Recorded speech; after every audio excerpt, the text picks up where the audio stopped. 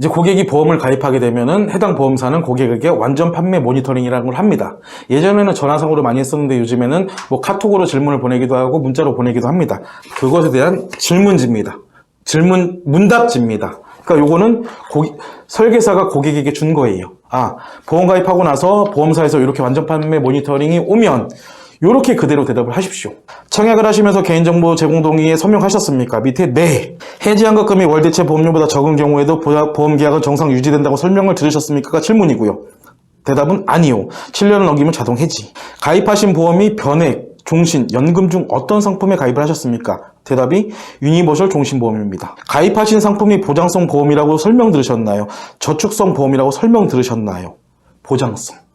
이러니까 고객들은 이게 저축을 알고 가입을 했음에도 보장성으로 대답을 하는 겁니다. 왜냐하면 이네 설계사들이 뭐라고 하냐면 이거 대답 잘못하시면 이 좋은 상품 가입 못하십니다. 가입할 기회조차 없으십니다. 해당 보험사에서 안 받습니다. 라고 얘기를 하시니까 아 이거 좋은 상품이니까 나 가입해야 돼. 그러니까 지시한 대로 보장성이라고 대답하는 겁니다. 근데 민원을 넣었는데 보험사에서는 해당 고객이 자발적으로 대답을 했기 때문에 판매상 문제가 없다는 겁니까? 이게 앞뒤가 맞는 얘기입니까?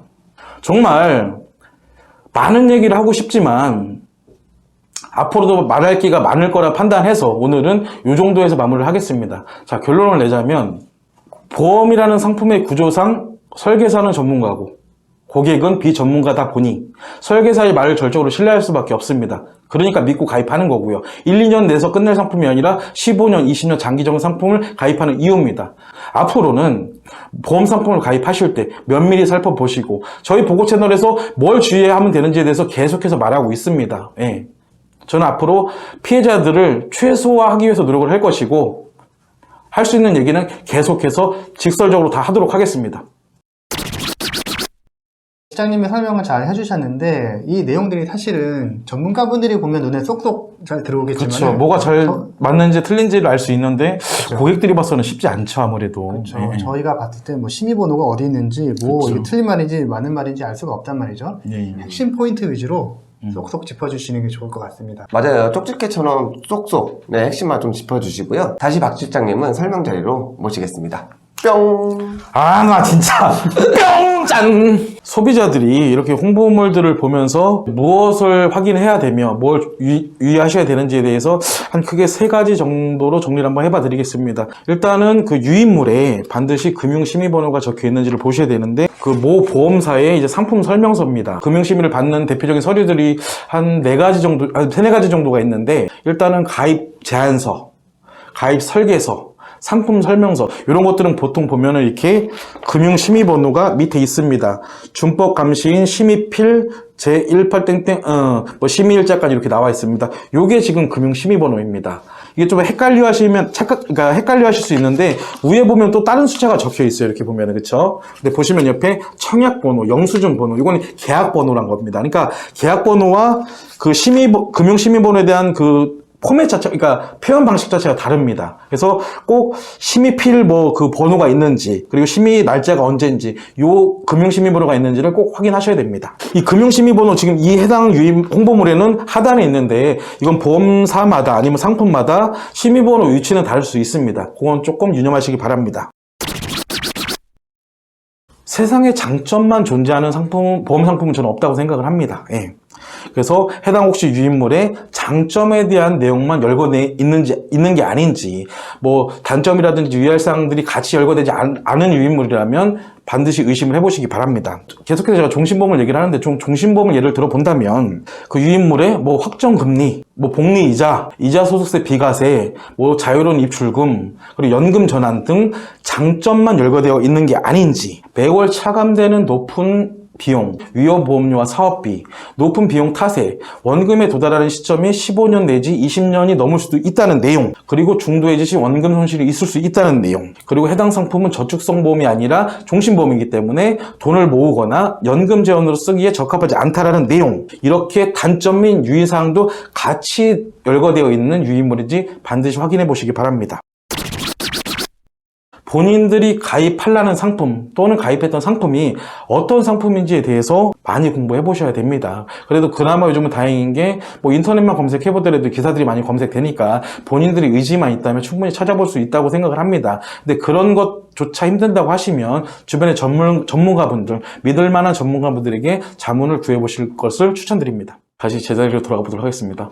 뿅! 뿅! 아, 저희가 또 다시 돌아왔습니다. 아, 근데 이거 타이밍 맞추기 되게 어려워요. 이거 오늘만까지 합시다. 아, 제발 그렇게 하시죠. 저는 해보니까 좀 재밌는데. 웃어? 그럼 울어요? 아, 제가 진짜 웃긴 얘기를 해드리겠습니다.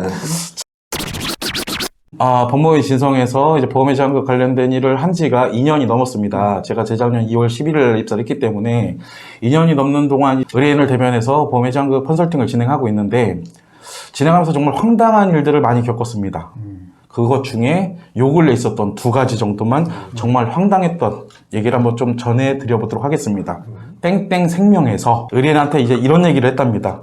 저희가 이제 민원을 제기를 했는데 그 민원 담당자가 고객한테 전화를 해서 이거 민원 수용 못한다, 불수용한다. 그러면 저희가 이제 불수용하는 이유에 대해서 회신문을 요청을 하거든요. 근데 이 민원 담당자가 고객한테 뭐라고 얘기를 했냐면 의뢰인한테 회신문을 못 주겠다. 그 이유가 가관입니다. 왜요? 저희가 법무법인 진성이 민원 글쎄 대행업체랍니다. 변호사가 같이 하기 때문에 합법은 맞으나 진성을 통해서 그 보험사로 들어가는 민원 수가 많다 보니까 민원 대행업체랍니다. 그러면서 하는 소리가 모든 보험사들과 그 보험협회까지 해가지고 진성에 어떻게 대응할지에 대해서 지금 궁리 중이랍니다. 그 대안이 나오기 전까지는 회신문을 못 준다고 얘기를 하더라고요. 너무나 당황스럽더라고요. 또 하나는 이거는 진짜 라이브한 일인데 며칠 전에 민원 제기를 했어요. 해당 보험사에. 누군지도 밝히지도 않은 사람이 일반 전화번호로 전화를 해가지고 고객한테 당신 월요일까지 민원 취하 안 하면 우리가 법무법인 진성과 당신을 형사 고소하겠다 이렇게 협박을 하더랍니다. 그래서 제가 당황스럽잖아요. 저는 이런 얘기 처음 들어보거든요. 아니 저희가 잘못한 게 없는데 무슨 형사 고소를 하신다는 얘기입니까? 제가 그 번호를 달라고 해서 제가 전화를 했습니다. 전화를 했더니 무슨 뭐 땡땡 슈퍼래요. 그래서 뭐 지나가다 전화를 한 건지 자신이 없으니까 자기 핸드폰으로 전화도 못하고 제가 이해가 다 드리는 이유가 있습니다. 제가 앞전에서도 한번 드렸던 얘기 같은데 보험사 관계자분들, 설계사 여러분들 잘못한 게 있으면 책임지십시오. 그리고 자신이 있으면 형사고소를 하시든지 민사고소를 하시든지 하십시오. 저희가 잘못한 게 있으면 책임을 지도록 하겠습니다. 이거 눈 가리고 아웅한다고 없어질 문제 절대 아닙니다. 제 생각에는 보험 설계사 및 보험 관계자들이 잘못한 거에 대해서 시인하시고 그거에 대해서 배상하시고 정말 깨끗한 보험 문화 만드셨으면 좋겠습니다. 저희도 돕도록 하겠습니다. 자, 오늘도 굉장히 오늘 유익한 시간이었던 것 같아요. 사실 제가 다른 유튜브들을 보는데도 이런 정보 알려주는 곳은 별로 없었거든요. 그쵸? 네, 그래서 오늘 이 방송 보시는 분들도 보험 가입하실 때, 보험 상담 받으실 때 이 홍보위원분들 어떤 걸 잘 봐야 되는지 꼭 기억하시고 활용하시기 바랍니다. 네, 오늘 정보 꼭 활용해주세요. 근데 우리 마무리를 어떻게 해야 될까요? 네, 정말 네, 구독과 좋아요는 사랑입니다가 없어졌는데. 근데 이게 참 습관이라는 게 무섭더라고요. 이제 기존에 했던 구독과 좋아요는 안 해서 좋았는데 그냥 또 마무리 없이 하려니까 허전하더라고요. 그래서 생각해봤는데 찬희 씨가 구독, 내가 좋아요, 알림 설정 다 같이 눌러주세요. 뭐 이런 식으로 가보면 어떨까요? 네, 뭐 일단 해보죠. 뭐 해보다 나중에 바꾸면 되죠 뭐. 그렇죠. 참 아저씨들 셋이서 별 고민을 다 안 해요 진짜로. 아 어렵다. 노력하고 오죠 뭐. 한번 스타트 해보죠, 그럼. 한번 해보시죠. 네. 제가 근데- 먼저 구독하면 따라 하시는 거죠? 그거 할 거니까요. 네, 갑니다. 그럼 구독, 좋아요 알림 설정 눌러주세요.